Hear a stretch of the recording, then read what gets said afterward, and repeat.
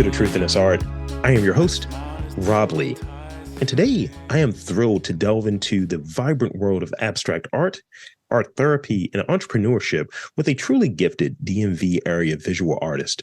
Drawing upon her rich Middle Eastern heritage, her work uniquely blends diverse cultural influences to create compelling masterpieces. Please extend a warm welcome for the incredibly talented and inspiring Alexi Abi Mikhael. Welcome to the podcast. I'm good. It is very hot today. I will say that it's like 100 degrees out here. It's not great. This is definitely a two-shirt day. I changed t-shirts today because it was like, yeah, this deodorant's not holding, which is TMI, but it's reality. The truth in this art. So our listeners, when we do these podcasts, I like to welcome folks on, and when we do these podcasts and do these interviews, I think folks like to really learn about the unique background, the story, inspiration process, but also get that sort of brief overall journey. So if you will, I want to give you the floor to start off with. Could you introduce yourself and really share with us where your artistic journey begins? For sure. So my name is Alexi. I go by Lex most of the time. That's what my friends call me. My business's name is Abstracts by Alexi. I focus on abstract artwork for the most part. And I've been pretty creative my whole life. I've always been into art. I've always had a creative imagination. I was the only child. I was foreign. I'm not even from this country. So I came here speaking no English, no nothing. And, just kind of adjusting to the culture and stuff. But I always found two things, sports and art, were always huge for me. It was always a whole creative thing. So my biggest time frame, I would say, would be during high school. I got really into it and I started taking all these different art classes and architecture classes, and I wanted to be an architect so I could design homes. And come towards the technical side, I started just flunking my classes with the computer and all that. So I was like, you know what? Reset. Ended up somehow being a psychology major instead. But then when I moved to the DMV, I came and did a bunch of political internships. I minored in political science and ended up in a therapy office, and then got my license through that. And I started working with children. And I was like, you know what? I incorporate a lot of art with the children that I work with. And most of my friends here in the DMV area, they're very pronoun artists. They're very well-known muralist artists. They have the majority of their city under their wing, basically. So I was like, I want to do that. That is what I want to do. I feel like that's where my heart is. That's where my passion is. And that's kind of how I got started. Wow. Thank you. Wow. That's great. We have those moments. You definitely mentioned something that I relate to, where I wanted to be an engineer, right? I had these different cycles. Early on, I wanted to be a comic book artist and astronaut together somehow. I was 6, and I think by the time I got into high school or what have you, the dream wasn't dead. But by the time I got into high school, I was looking at either going into, business degree or engineering. So I took it's sort of the engineering mindset, and I was selling stuff in school. Let's just put it that way. I was selling sodas and things of that nature. Oh, okay. I was at school. Well, having the sort of entrepreneurial thing, but also taking these classes to see okay, is engineering a thing? And ultimately, where it connects to what you were describing, when it got to, hey, you need to take this physics class. And it was one of the hardest classes I've ever taken. And I was like, well, I guess engineering is not going to work for me. I guess I'm out. I guess I'm doing something different. And I chose business. And, early on, one of those first jobs, out of college, I knew that the creative thing, going back to the very root of it, was still something for me. I used to draw comics, so it wasn't just, pipe dream, but having that desire and interest. And now I kind of combine elements of the creative stuff, being self-taught in this lane, and taking some of the entrepreneurial things that I've learned specifically in marketing and strategic thinking, critical thinking, and bring it all together into this. Yeah, that's how I feel too. I was doing all this admin work and event coordinating and logisticals and contract writing, all these different skills. I've done so many different jobs, man. It's been crazy. Just hustling while you're trying to do what you want to do and save the money to do it. But really like all the way from right to left, North Pole to South Pole, like just different jobs, but they all like brought me these skills that I was able to use for when I wanted to start my business and when I like wanted to learn how to really get into like teaching art and just making it happen for real. So that was cool. It's great. It's great. You mentioned sports, so I got to ask, what sport were you? What did you play? I used to play a lot of different sports. So I actually, for one, I'm from Kansas. Well, I'm not from Kansas, right? When we immigrated, my family moved to Kansas, to Wichita. Shout out Wichita State, Kansas University. Huge, huge, huge basketball schools, right? Like basketball was crazy. I've been playing basketball since I was like 3 years old. But I stopped in high school because I'm not that tall, for one. Also like volleyball was a thing for a while. I played that for like maybe 7 years. It is like a little softball, ran track in high school, just always stayed on a team, stayed fit, all that. It's fun. Builds morale, crushes dreams sometimes, but it's okay. You learn how to lose. So that was like my big one. But yeah, I'm a huge, huge basketball fan. Like I be going to the Wizards game often. Yeah. That's great. That's great. Is there, when you think back through like sort of maybe early, super early, like whether it's design oriented, whether it's imagery, whether it's painting, or even something that you may have done, like, growing up, what is that thing that really sticks out of this is where, creativity and art began for me, like something very specific. And I say that because I always go back to like, Christmas holidays, what have you. And I would get these drawing books, how to draw comic characters. And I would get like that and color pencils. That's just what the thing was at a super early age, like maybe 4, maybe 5. And that's where I can kind of like point it back. Like, this is when it started.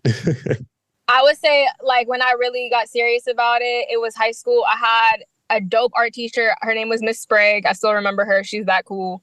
And I made like some of my best work in her class. Like to this day, I could go back and be like, damn, how did I do that? You know what I'm saying? So, or like, I need Miss Sprague. Where is she at to come reteach me how to do this? Or how do I get on YouTube? But that, she kind of like her classes initiated it, but I got bullied really bad. Like my sophomore year, I went to a like majority white school, like very conservative, I'm not going to say too much, but I was not treated how people should be getting treated and how people are treated nowadays with the amount of awareness and diversity that we have today. There was a lot of ignorance and racism where I was at. So yeah, I had this like group of girls. I was like really fun, really cool for a while. This group of girls started to get really jealous. And this one girl just started like making rumors and bullying me and making fun of my culture and where I came from. And that's always been a thing. Like kids always used to tease me because I'm from the Middle East. I'm Arab and I'm darker complexion than they are. I look different. I eat different food. So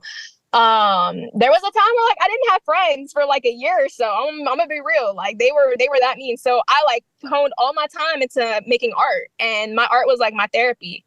And I came out with like these dope pieces of artwork, and I was able to kind of take that style that I started to kind of create for myself and make for myself, that it's like, oh, if you look at it, you can tell like, yeah, Lex made that, or like that's Lex's type of design. So it kind of started around that time, just because like I would come home after school, or if we had snow days or whatever, I'd be drawing or painting or baking even. Like I used to make these crazy cakes and like decorate the cakes with like different things and, just design stuff. So I say that was really the time where I was like, all right, I want to do this for real. So I like that I'm sad that you experienced that, but I like that you were able to turn those lemons into lemonade, as it were. Like high school is a weird time.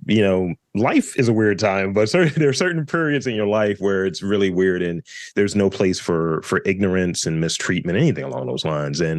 But when you hear folks are able to take from that experience and get some semblance of a silver lining out of it.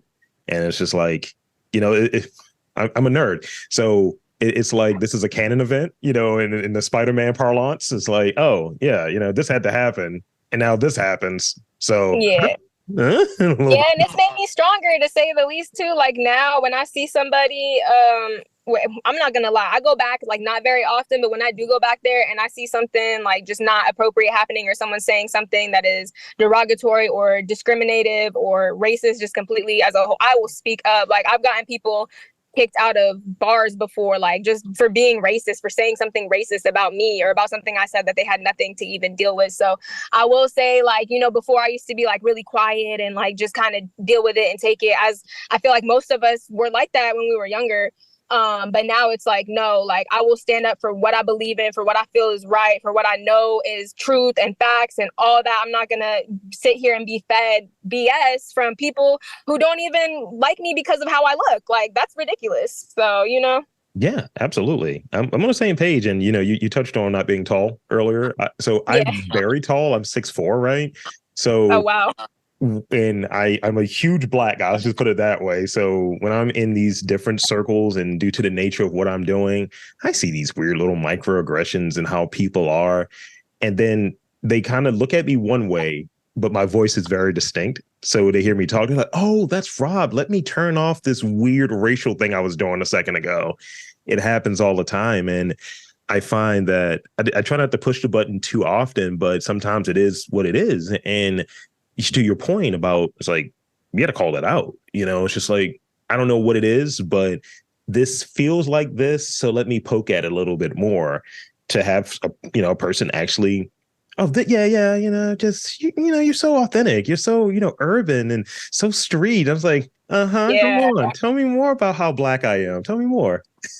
And it's like, you got to set that example. Like, if I'm not going to set the example, who is? Because the story I was just telling you about, I was the only person of color, and there was one other black guy in there, and he noticed what happened. He came, he like fist bumped me. He's like, "Yes, sis, that's what you're supposed to be doing." I was like, "Yeah, like, we can't just be out here taking this. Like, we can't. Like, we can't. We got to stand up for ourselves. We got to represent ourselves, because if we're gonna let people put us down like that professionally, how are we supposed to come up? You know what I'm saying? How are we supposed to have confidence in our work and in our things that we're showcasing and trying to sell and trying to promote? Like, it comes within yourself first, and then you get to be able to portray that to the public.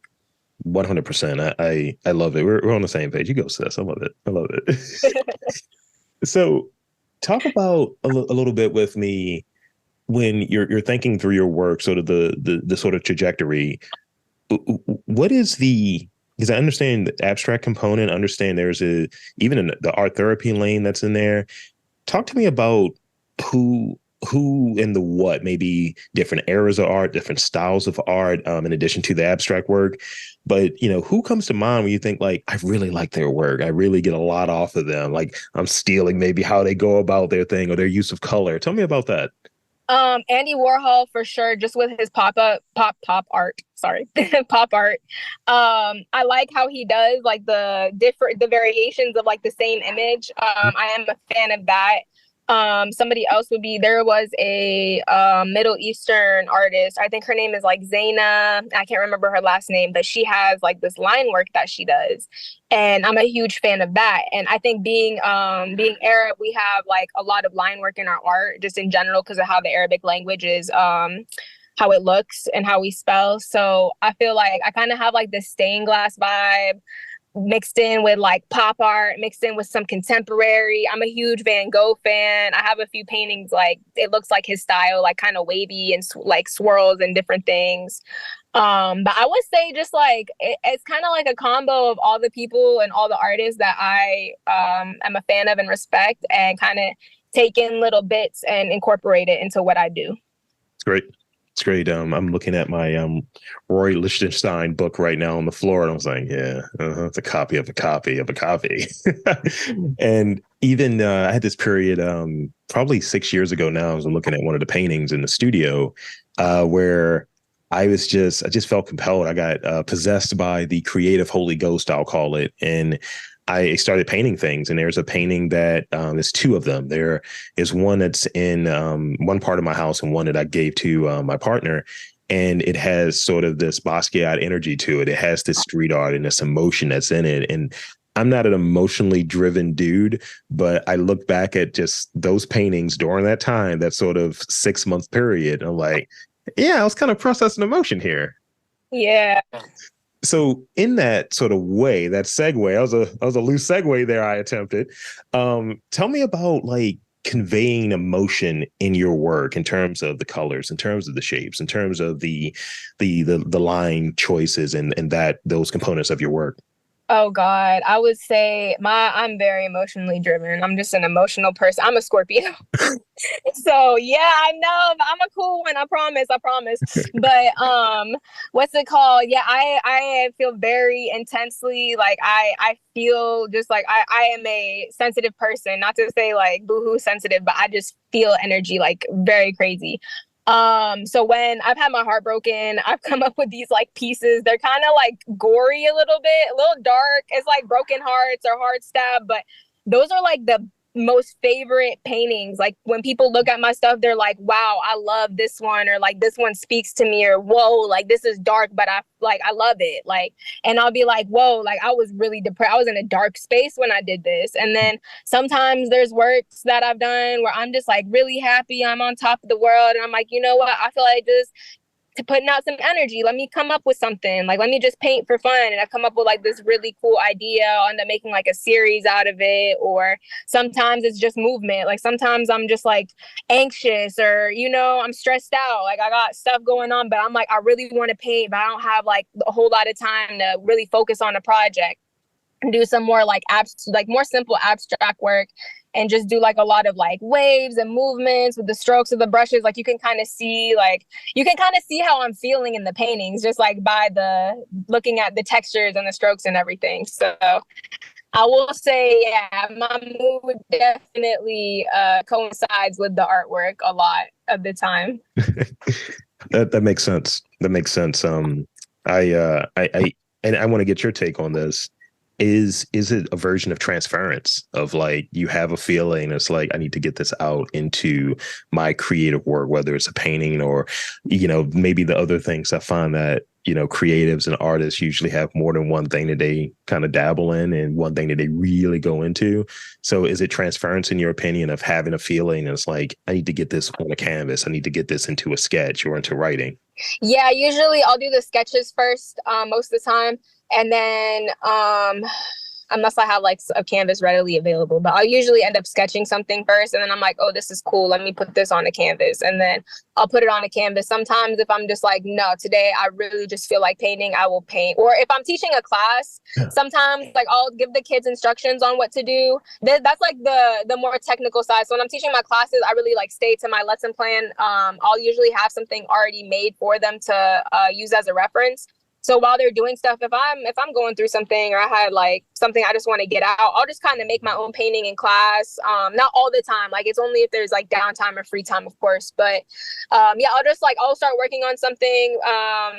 And the kids will be doing their projects. I'll go check up on them, but I'll create something throughout that class time that is like, okay, cool, I kind of got my energy out here too. And having the kids around, it motivates me more because I see like what they're doing and I'm like, oh snap, that's cool. Like, why am I not doing that? So I'll kind of like learn from them sometimes and incorporate it in what I'm trying to do too. And I'm like, oh snap, I remember this one. So and so taught me to do that. And it's like these little kids, like, you're teaching them, but they also give back to you, which is really dope. It is dope. And as a person that's recently worked with students in podcasting and going back to these things that almost feel second nature. Like, I know how to do that. She's got do. And now I have to like go through and break it down and have them ask questions and be like, oh, well, this is why you want to do this. I'm like, I'm remembering it. And it's this sort of like quote, and I'm going to paraphrase it because I know I'll butcher it, but it's this quote around like, you always want to be a novice. You always want to be that because you're always going to be inclined to learn and you don't just assume that I've mastered this and you don't pay attention to the smaller details. Yeah, for sure. And that's something too, like it's really hard for them to do. Like I'm a rare case where I've had people just tell me to my face, like, oh, you're flexible. Like you're down to change something if I want it this way. And I'm like, of course, at the end of the day, like, hey, it's a business. Like you're paying me to make something that you like it's for you, it's not for me. So why am I gonna be like, oh no, I don't want to learn how to do that, or that's not what I do, you can go to somebody else, instead of just like take the time to hone a new skill or to learn something or just stay open-minded, period. Because like again, you want these people to come back and work with you, and you want to give them something memorable and then something that they're going to like, because I'm not keeping their painting. So that's something that is very big to me, just being flexible with the clientele as well.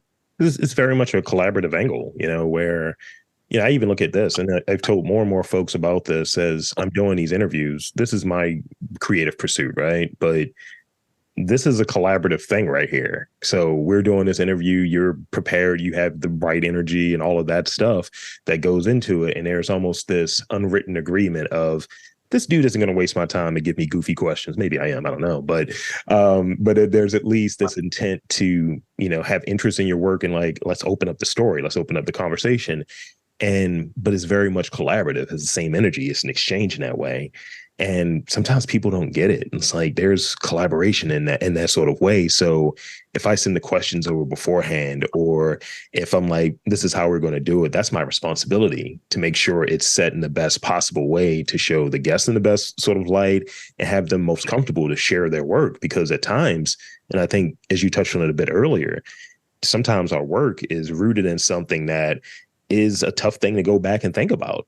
So if it's just like a bunch of nonsense and BS that I'm kicking to you, you're like, all right, this is a waste of time. This dude is not a serious person.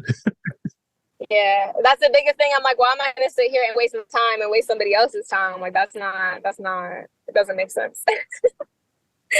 So your website has this quote on it, and, the Ralph Waldo Emerson quote, every artist was first an amateur. I'm gonna say that pretentiously, amateur. So reflecting on your own journey, like, how do you see this quote resonating with your development as an artist? And even this other part to it, is artist a term that you are very comfortable with? Because I know some people don't like the term artist. People shy away from it sometimes. No, I would say I'm an artist. I'm an artist and I'm a creative. Either or, to me, it's the same. I make art and I'm creative. So either way, I'm just like, it's the same thing to me. But art isn't just like visual either. You have like musical artists, you have comedians, you have dancers, you have theater, you have like all different types, all the arts, right? I would say, yeah, to me, it just depends on like what your skill set is and what you hone. Because you could be an artist, like, right, you be a drummer or something. You're not necessarily creative. Like, you just know how to play the drums. Yeah. So that's kind of like the only thing I would really differentiate the two from. But I would say it's both. But the quote itself kind of came from me, just like my journey and my path, because I didn't go to college for art. I didn't master in art. I didn't go for any of that. Like, I went for psychology. So just to be able to like go back and take the skills I learned from a child into high school, into like being self-taught and YouTube and however I've been learning, and strengthening up my skills to how they are. Like, you can literally start from nothing and become something.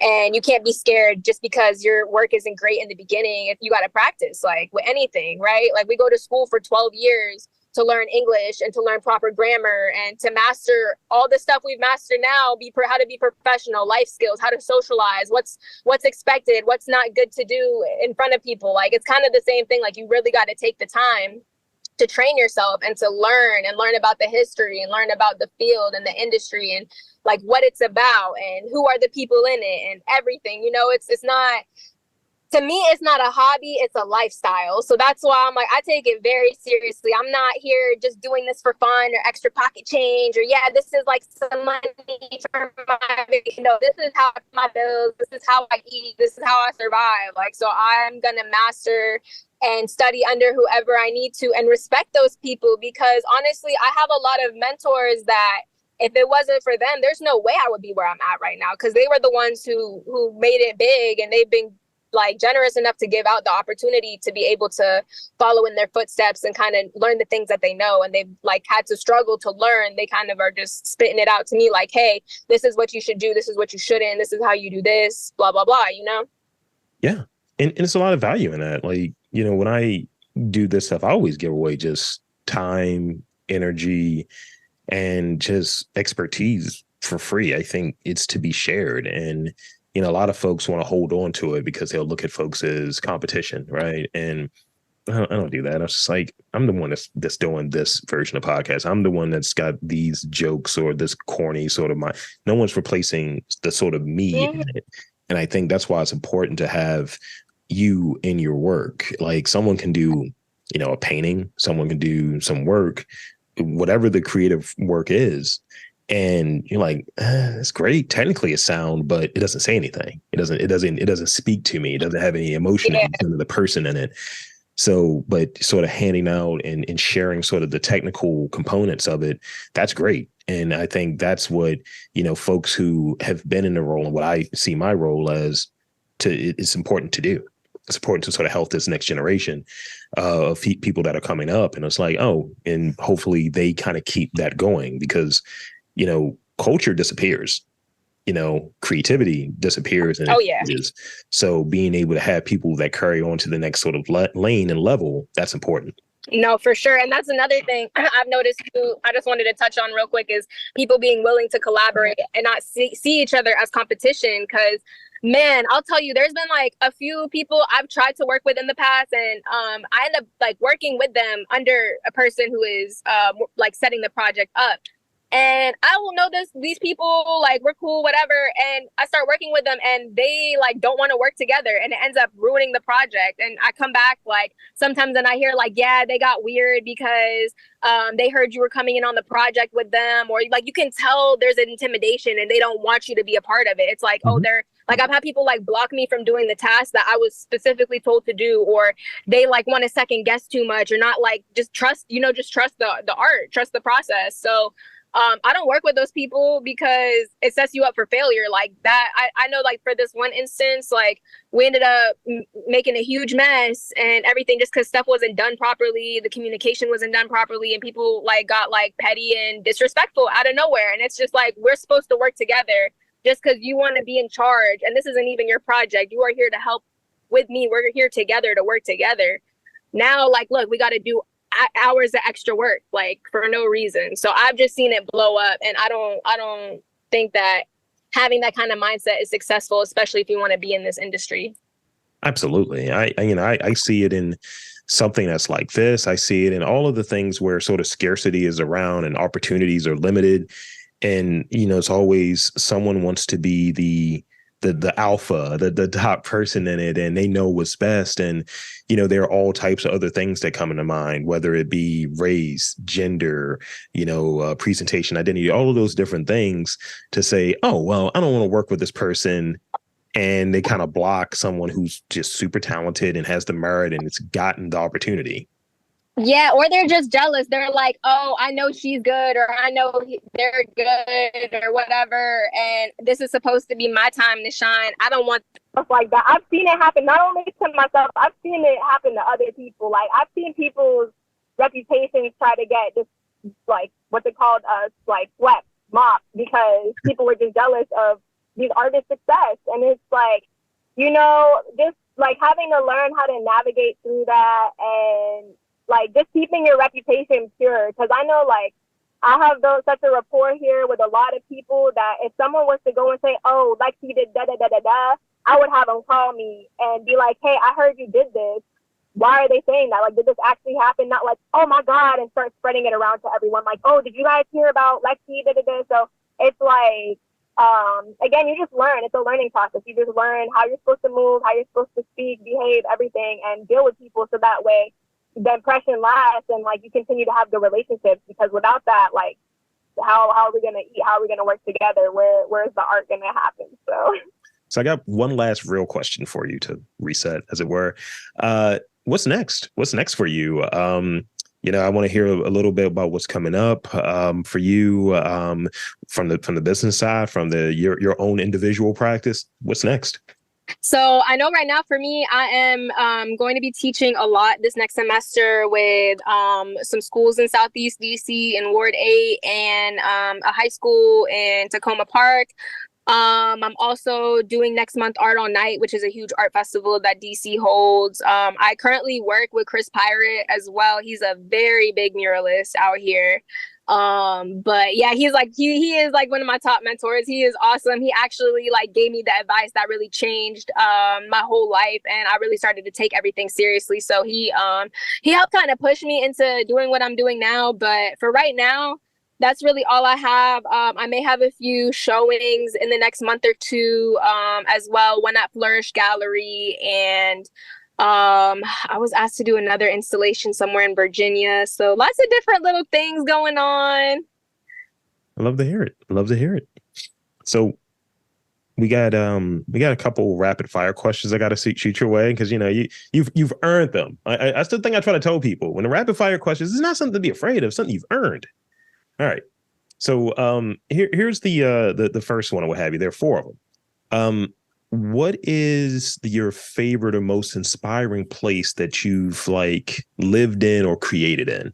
Oh, I would say Lebanon. I'm going back there in a couple weeks, but Lebanon or the Virgin Islands. I went to college in the Virgin Islands, and I go back like every year, and just going there and getting to see like the colors and the scenery, it's undescribable. I can't even really say. It's like majestic. Like you really feel like you're on another planet.